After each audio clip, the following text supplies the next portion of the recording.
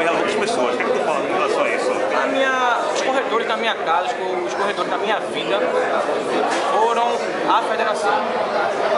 Eu nasci, por mais que efetivamente o dia a dia da federação eu tivesse em torno de um ano e meio, e a convivência com o meu tio nesse tempo foi muito intensa.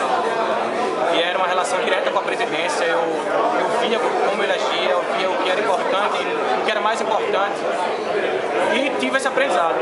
E com meu pai, que todo dia era um novo conselho, um novo toque, a minha experiência com eles foi muito importante. Eu posso não ter uma experiência efetiva, mas o meu conhecimento, eu não estou sendo colocado aqui, não colocado como vice-presidente, estou sendo colocado como candidato, porque eu gosto de futebol, eu tenho apreço pela federação, tanto como minha família, e independente disso eu quero construir a minha trajetória.